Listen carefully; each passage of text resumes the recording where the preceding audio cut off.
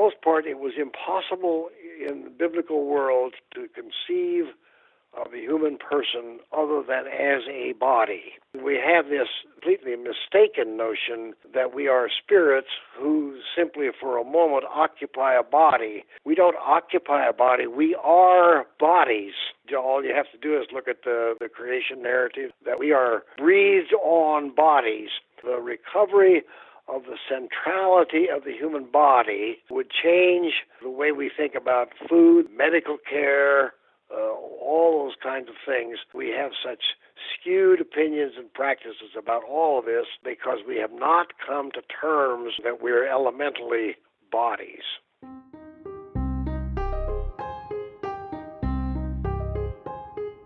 Welcome to Theology Curator, a podcast hosted by Kurt Willems and available online at theologycurator.com.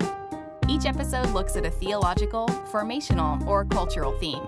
We might dig into the life and letters of a radical Jewish teacher named Paul, converse about a pressing contemporary issue, reflect on the nature of following Jesus today, or even attempt to remedy doom and gloom preaching with a good old-fashioned dose of hope. This show is an invitation to build bridges between the first century world of the earliest Christ followers into the 21st century reality we now inhabit. The Jesus we excavate from the rubble of tradition might just surprise us all. Welcome back, my friends, to Theology Curator. My name is Kurt Willems. I'm excited to be here with you today. And today's really a great conversation. I get to talk with one of my Bible study heroes, Walter Brueggemann. Now, Walter Brueggemann has written so many books. He is just a prolific writer, especially on the Hebrew Scriptures. I mean, his textbooks for seminary students are read across vast traditions. I mean, evangelicals read him, progressives read him, Catholics read him. It's no contested fact that he has had a massive impact in the last several decades on biblical studies, especially when it comes to reading Hebrew Scripture. Now, I want to say a couple of things. First of all, he has a new book coming out, which we are going to be talking about, and you should go get it. In fact, it's probably by the time you hear this, it will have been released, and it is something that I think is thought-provoking. It's called Materiality Is Resistance, kind of following the same theme and vibe as Sabbath as Resistance, if you read that. And I just found it so helpful and challenging. And do I agree with every nuance of every sentence on every page? Absolutely not. And that's very rare for me. However, the overarching themes and the way that questions are being asked and the way that Walter just makes you think. I mean, it is the kind of book that if you want to be challenged and you want to grow in following Jesus faithfully, go grab that book. I just love it. I just really think it's helpful, and it's really short. I would also add that, I've got some stuff going on around here. You can check out theologycurator.com/newsletter. That is where you go to stay connected on a regular basis between the things that I write and also making sure you're notified about updated podcasts and other things. Also, I should say that I'm working hard right now on this book on Jesus, pain, and hope. I'm hoping as it comes together, it's the kind of book you could hand a friend and say, you don't know much about Jesus, but here is the Jesus I've come to know. And you just hand that to them and hopefully they identify with it. So I'm really excited about it, and I hope you will get excited with me as more details come out. The first draft of the book, of course, is due really soon. And so I know that I've got my work cut out for me, and the book itself will come out sometime in the middle of 2021. You'll be hearing me talk about it because it's really what I'm living right now. It's wrestling with the Gospels and wrestling with the problem of pain and looking at Jesus as the prototypical human example of what it looks like when we can come fully alive, fully immersed in what it means to be human. So I'm excited about that. And friends, I hope that you are doing well, and I hope that as these podcasts release, they're enriching your life, helping you follow Jesus in intelligent and humanizing ways. And so, with that, why don't we get to this conversation with the one, the only, Walter Brueggemann. All right, I want to welcome you all to the podcast. Today, we are privileged to have professor and author, Hebrew Bible scholar, Walter Brueggemann with us. So great to have you with us, Walter. Thank you. I'm glad to get to talk with you, Kurt. Yeah, no, I appreciate that. And, you know, a lot of people who say your name, often they'll say Brueggemann. Is that wrong, or is it Brueggemann? Well, I generally say Brueggemann with an accent on the first syllable, but I don't quibble about that. So, yeah. Good deal. Well, I've got one of those weird last names, Willems, which a lot of people just always assume is Williams, and so when there's a question, I ask. But no, that sounds good. Is your name Dutch? I think so. Yeah, I have a Mennonite background, so we assume it's Dutch or somewhere in that zone. So. Well, we get to talk about materiality as resistance today, which I'm really quite excited about. In fact, I got to put an endorsement out there for this one, and really just think it's a great little book. But before we jump too far into it, I thought it'd be kind of nice for listeners to get a little bit of your backstory. Many will have heard of you, or several of us have read you in seminary contexts and these sorts of things.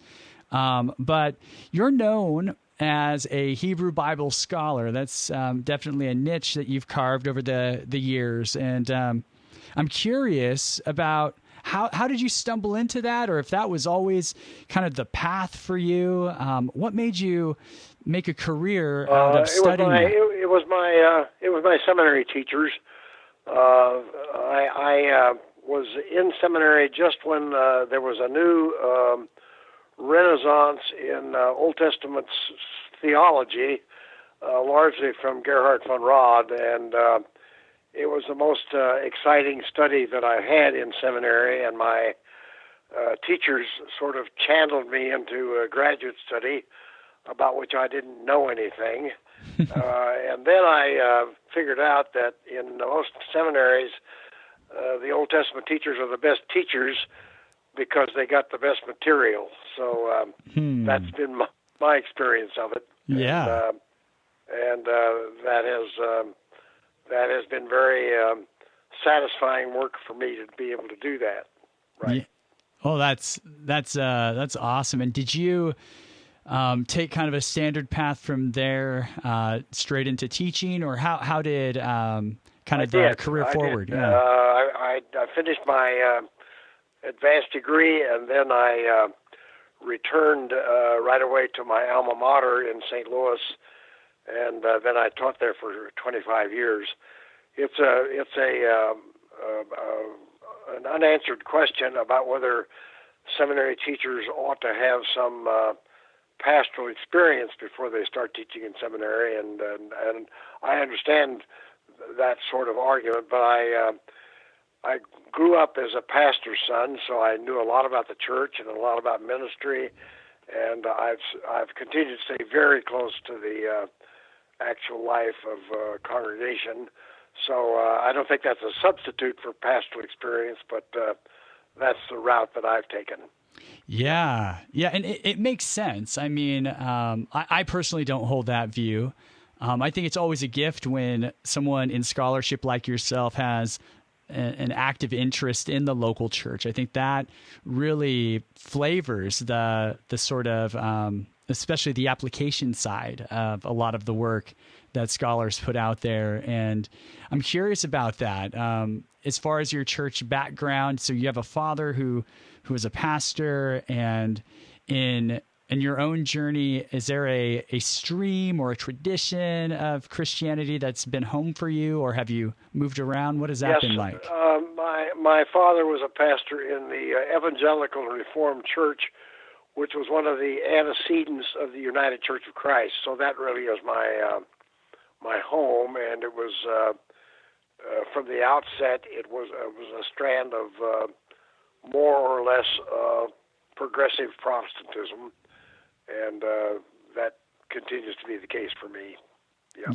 Yeah, and it's fascinating to me because I thought your background was somewhere in that stream, and it's fascinating to me because I grew up in an evangelical context, and in seminary and in other spaces, you've definitely had a voice that many evangelical leaders have listened to and gleaned from. How has that bridge been for you, kind of coming from where you are in your own situation? I think that's right, and I think that if we stay really close to the biblical text, as I have tried to do, then we're able to find common ground pretty much across the spectrum of serious Christians. Obviously, there are more conservative and more liberal interpretations of Scripture, but on the whole, I think that careful Scripture study can be common ground, and so I've done a great deal of work in evangelical congregations and with evangelical clergy, and that has been quite workable for me, I think, and for the people that I've worked with. Yes.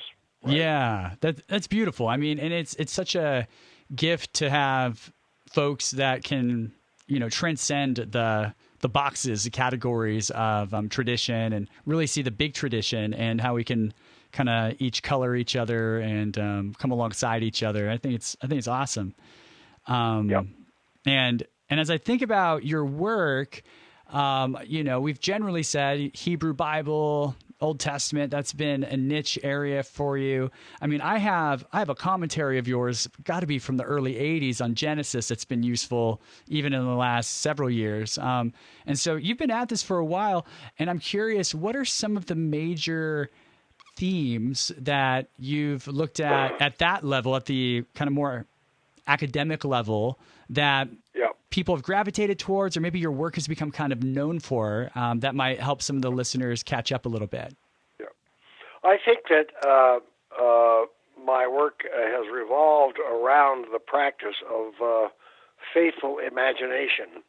And I have sort of championed that from early on in my work. When I started in Old Testament studies, we were singularly committed to historical criticism that did not allow for any exercise of interpretive imagination. And so there has been a major shift in the practice of biblical interpretation, and I think that I have contributed to that by seeing that faithful imagination opens up the text and lets us engage in more depth and more freedom. The other piece of critical work that I've centered on has been on the lament psalms, which, in my experience, most of the church has neglected and does not want to acknowledge that they're in the Bible. Yep. So I've spent a great deal of energy on that, both in my teaching and in publication, because I think that the recovery of the lament psalms is really important. Maybe it's particularly important given the sorry state of sort of Western culture at the moment. We have so much loss, and we have so much loss to grieve, that these psalms are really an important resource and an important vehicle for the grief work that we need to be doing. Yeah. And do you, as I would guess, do you place a lot of these psalms within the context of the Babylonian crisis and some of those sorts of contextual situations, and find some? Well, I think it's very difficult to date the Psalms. Mm-hmm. A few of them you can see are clearly in the Babylonian period, but I think if you just think about the normal crises that the communities face of death, of illness, of alienation, of suffering in war, of financial loss. Those patterns are recurring in human life in every culture, ancient and modern. So I don't think that it's terribly important to be able to date them. Obviously, if you take a Psalm 137, by the waters of Babylon we wept, then obviously that gives you a marker for dating it. But most of them, I think that the dating of the Psalms is very arbitrary, and I've not spent much energy on that. Yeah, no, that's really helpful. And so one of the things that I like that you highlight is these are Psalms that apply to real circumstances and applied in things that we can relate to, whether it's family members off at war or crises in life circumstances beyond these maybe massive uprootings like the Babylonian exile would have kind of been. That really, I'm sure, speaks to a lot of contemporary situations. I think so. I think that we live now in the United States. We live in a culture of great loss, and what you can see in Trump's dishonest leadership, he is capitalizing on that loss. Mm-hmm. Because his whole program of Make America Great Again is the illusion that he's going to help us recover from all those losses. And, of course, he's not. But that's an alternative. That kind of nostalgia is an alternative to honest grief. Yeah. So I think the church really needs to help people grieve the loss and face up to the fact that the old world that seemed so wonderful for so many of us, it's gone and it's not coming back, and we have to come to terms with that. So I think the Lament Psalms are a big help in that regard. Yeah. Yeah, no, that's really helpful, and I think resonates with lots of people. And it's interesting to me as we think about your book, Materiality Is Resistance.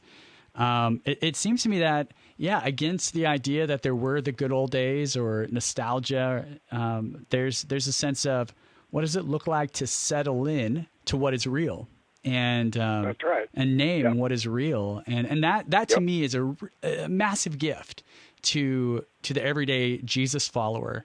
And as we transition, one of the things that, we've talked about Hebrew Bible this whole time, but in this book, you're thoroughly in the New Testament and other places, tons of areas in your work. You tap into the New Testament, of course. And I wonder, what's that like as we, we're going to move into the book here in a sec, but what is that like as someone who spends so much of your time in the Hebrew Bible, as you move into Jesus, as you move into the New Testament and navigating some of those, tensions and transitions that are happening through Jesus. How has that navigation been for you as you've thought through some of those issues? Well, I am a Christian, and so I have a great deal of interest in the New Testament and in the narrative of Jesus. But I think, as N.T. Wright has argued so many times, that the narrative of Jesus in many ways is really a reiteration of the narrative of ancient Israel and of God's dealing with ancient Israel. And so I think it's impossible to read the New Testament or the story of Jesus without paying primary attention to the Old Testament categories in which the New Testament is cast. And one of the long-term big mistakes of the church is to think that you can read the story of Jesus without reference to the Old Testament. And so what much of the church has done is to read the Jesus story through the lens of Greek philosophy or other alternative accounts of reality, which almost always cause us to misread what's going on in the New Testament. So the connection between the Old Testament and the New Testament has been a big preoccupation for me, and I don't think there's any simplistic way of formulating the relationship between the Testaments. I think it's very complex and ad hoc, and I think that the New Testament writers took up whatever they found most useful and faithful in their appeal to the Old Testament. Richard Hayes has written a long book showing the many ways in which the Old Testament just turns up in the four gospel narratives. And it requires a great deal of alertness on our part to notice that and to see what the writers intend by that. Yeah, no, that's really helpful. I appreciate you drawing out some of those things. And yeah, there's a lot of tensions, of course, but there's certainly, Hayes and Wright and others have done us a service in showing us that we can't have Jesus without a Hebrew Bible. We can't have Jesus without that storyline. The narrative is fluid, and that's great. Yep. And so now that we're kind of at your book, Materiality Is Resistance, of course, this is an echo of a book that I think has been pretty well received over the last couple of years, Sabbath as Resistance. And it seems as though this is sort of a follow-up to that and some of your other work in some ways. And I'm curious about just if you were to give us a short introduction to what you're trying to accomplish or what the theme of materiality in this book is all about, if you could kind of give us some insight. Well, it is a very simple argument that biblical faith is essentially preoccupied with the material reality of our lives, and that is true if we take into account that the Bible is essentially creation theology, in which God loves the material world, and our confession that Jesus is the incarnate Word, which means he is the materiality of God in the world. And the reason I wrote the book is that I think that so much church faith is either excessively preoccupied with spirituality or is engaged in privatism without recognizing the grounding, or is engaged in otherworldliness. So if you take those three seductions of spirituality, privatism, and otherworldliness, my book is an attempt to say that the Bible is material, communitarian, and this-worldly. And so what I've done is to taken up several themes and tried to show how that materiality is at the center of biblical testimony. Yeah, and that's something I just really appreciate about this book is the emphasis on what is real in this world that God has created, and ways that we can become more human as we're designed to be through leaning into flesh and blood practices that you kind of outline here. And it's really kind of framed in a very easy format in a lot of ways. You deal with money, food, the body, time, and place. These are kind of the main substance chapters.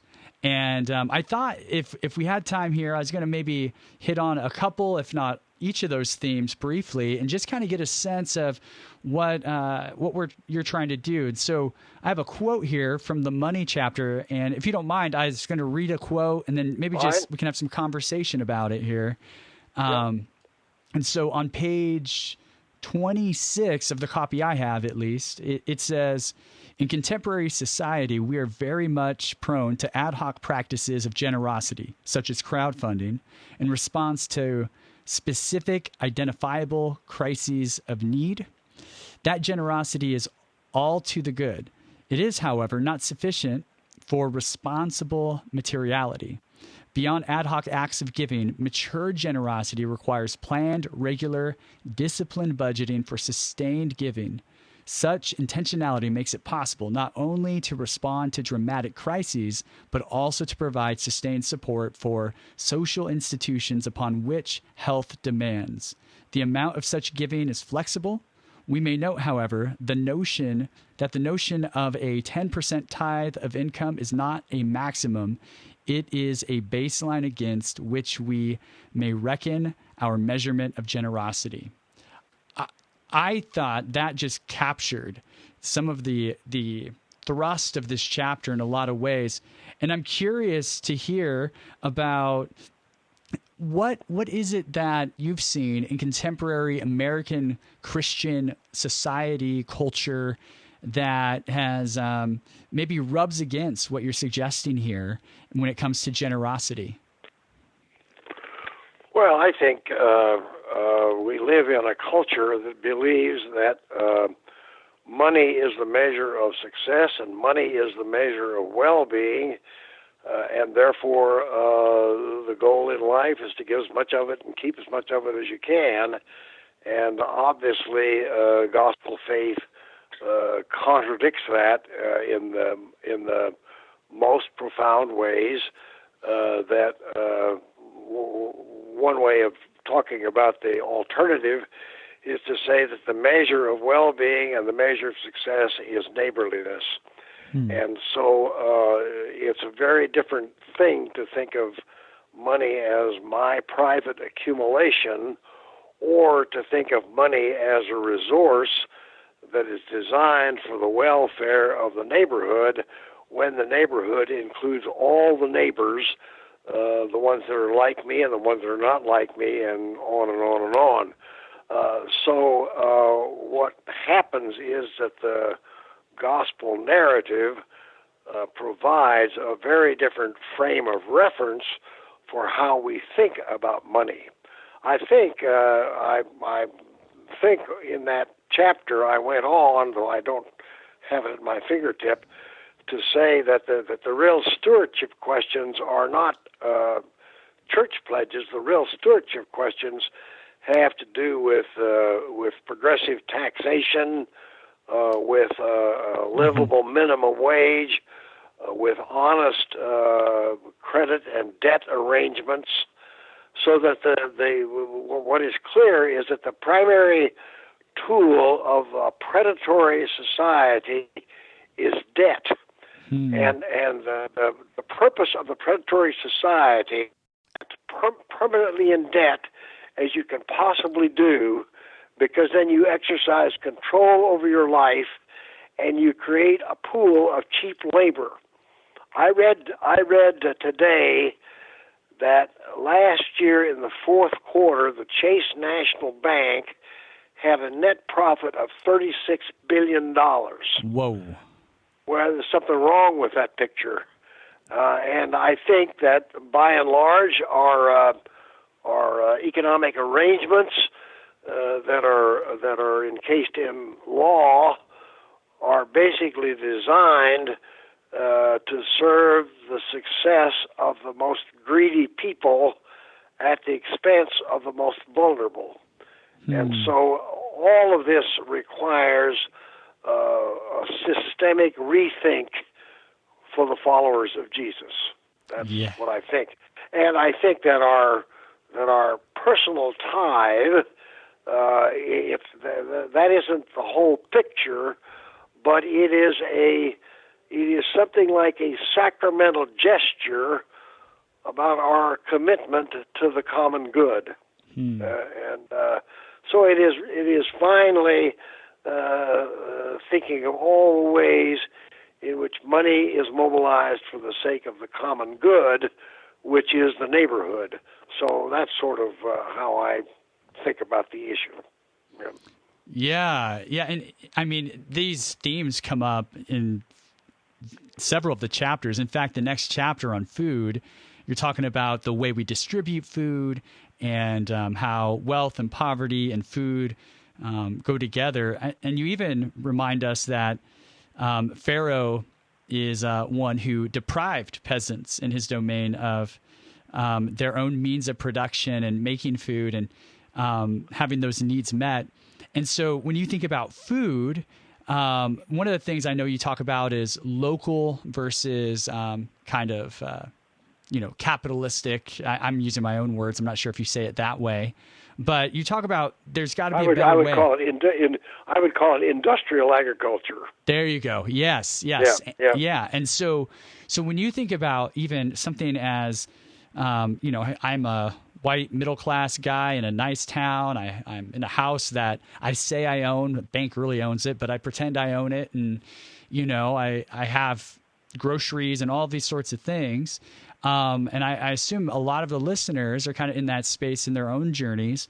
And my curiosity would be is what are some invitations when it comes to food that you see and kind of concrete practices here for us to consider? Well, I think that a major thing is the mushrooming of food co-ops among small farmers. And I think that we need to be investing in that sort of food practice as much as we can to interrupt the trajectory of industrial agriculture and the big grocery chains that are all a part of that system. Obviously, how we eat makes a great deal of difference, and everybody knows that the eating of beef is an incredible extravagance and is hard on the environment because the amount of earthly energy it takes to raise a cow for the sake of having beef is very exploitative. So I think if we just take the whole grid of production, distribution, and consumption, and to ask how are we engaging in neighborly practices of production, neighborly practices of distribution, and neighborly practices of consumption, or the negative of those, the picture becomes very clear to us, and we have obviously fallen in to a seduction of those of us with resources of thinking we are immune from the neighborly practice of those things because what we've done is to privatize food, and what I eat or what I spend on food is nobody's business but my own, and my neighbor has no say in any of that. Let me cite a specificity in the Methodist Church where I now worship. Our church feeds 100 food disadvantaged people in our small town, feeds them breakfast every morning. Now, that's a really good thing for a local congregation to do, but the question that has to be faced is, why are all these people food disadvantaged? What's skewed about our economic processes that cause people to have to be so dependent on charity rather than being connected to a viable neighborly practice of food?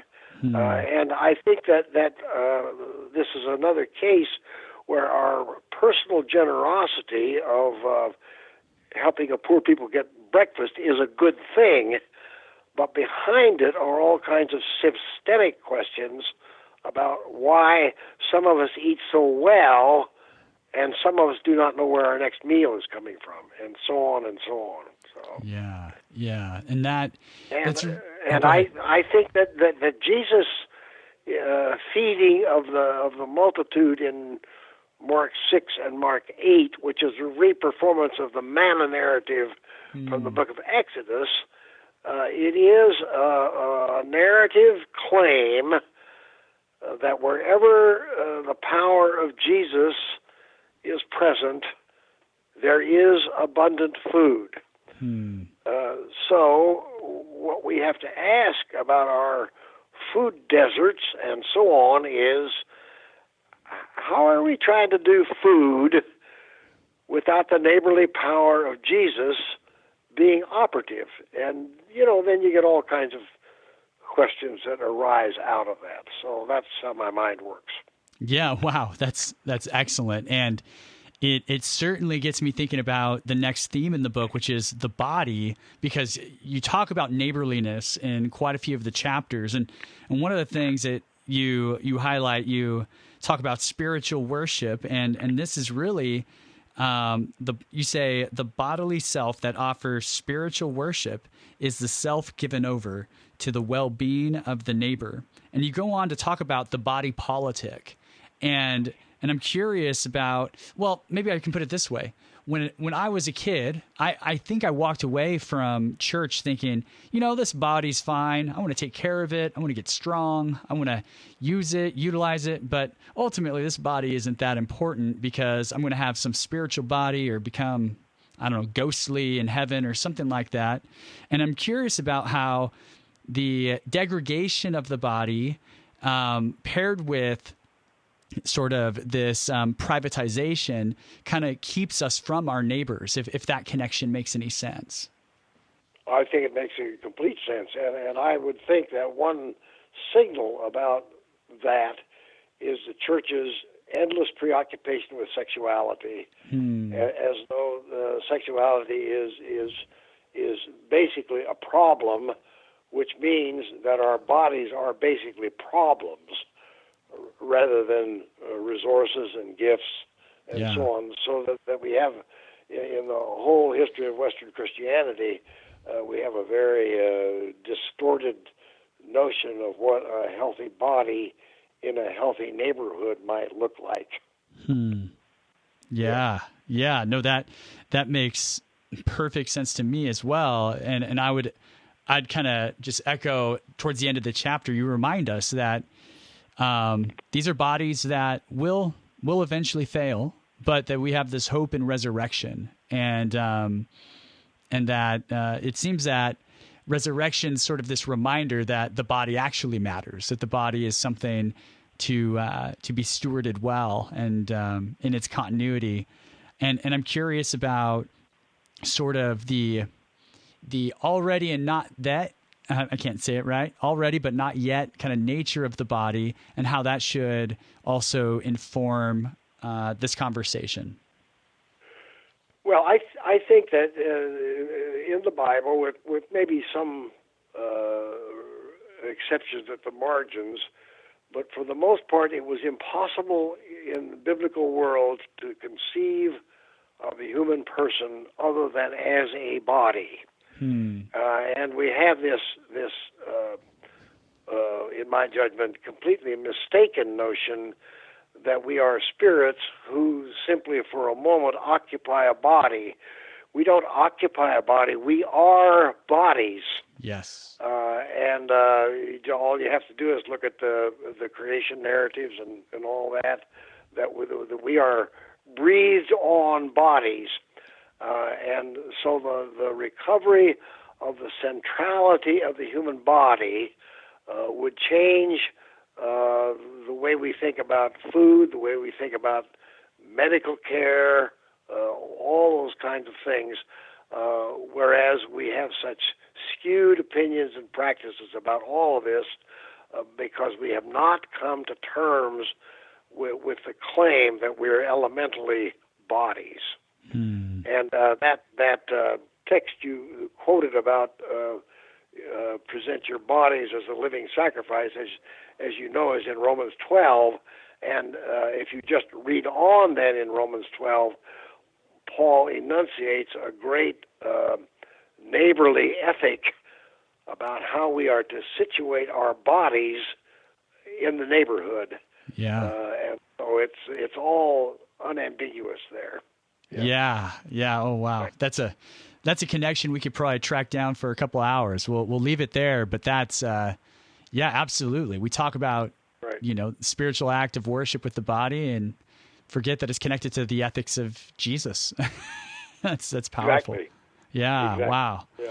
And, as we kind of move towards the close of our conversation, I do want to touch on time and place just briefly. And time is something that you have a whole book on, time, Sabbath as Resistance, and have touched it other places. And I'm wondering, here's a quote. I'll read this quick quote here. This is on page 56 of my copy. It says, "Unreflective Americans want to abrogate Sabbath by endless busyness, by 24/7 electronic connection, by the practice of spectator sports, and by the preoccupations that numb the human heart and detract from the beauty of the human person." And you go on to talk about Pharaoh's ancient Egypt, which basically imposed constant production on God's people. And that's something God liberated them from. And so my curiosity here is, there's lots of conversations about Sabbath for Christians. And is Sabbath in a technical sense valid? Is Sabbath in a sort of spiritual yet obvious material sense what is valid? How do we think about Sabbath when it comes to non-Jewish Christians seeking to live out the values of the Sabbath? I think that Sabbath is a regular, disciplined, intentional practice of stopping our control and productivity and being on the receiving end of God's gifts. And the part of it about being regular, disciplined, and intentional means that Sabbath is inconvenient for those of us who are 24/7 multitasking. It just means to stop. Yeah. And unless we are willing to do that, I think that we are hopelessly caught in a rat race. And as they say about the rat race, even if you win it, you're still a rat. And I think increasing numbers of people are, without great religious sensibility, are coming to recognize that the rat race is destroying us. And it is a great gift of biblical faith. It is a great gift of Judaism to the rest of us, that this pattern of control and speed and scale has to be willfully and intentionally interrupted. Yes. And that's what Sabbath is. So we really have to be about recovering that, I think. Oh, I think it's urgent. That's beautiful. Thank you. That's, I think a lot of folks, including myself, who hear that reminder are probably soaking in that invitation. That's very, very helpful and well said. It's very difficult for most of us to imagine being electronically disconnected for 24 hours. Yeah. And that's what has to happen. Yep. Wow. Yeah. That's. I interrupted you. You go ahead. Oh no, it's great. I'm glad you said it. I am. Interrupt away. Well, I guess here is, a few years ago, it must have been 8 or 9 years ago, and I think you know who he is, Jonathan Wilson Hartgrove, a writer I've read, and I remember he had a book about place, and that really made an impact on me in some of the formative years of how I was thinking about leaning into the ways of Jesus as a disciple. And, one of the things that you really emphasize is rootedness in this chapter. I'll read one quick sentence here. It says, on my copy's page 75, it says, "Thus, the right place to be is a place that is infused with particulars that impose costs, give gifts, and offer rootage." one more sentence. We are not meant to be, and finally cannot be, rootless, placeless, occupants of nowhere. Finally, we must be obligated, contributing partners in a time and a place.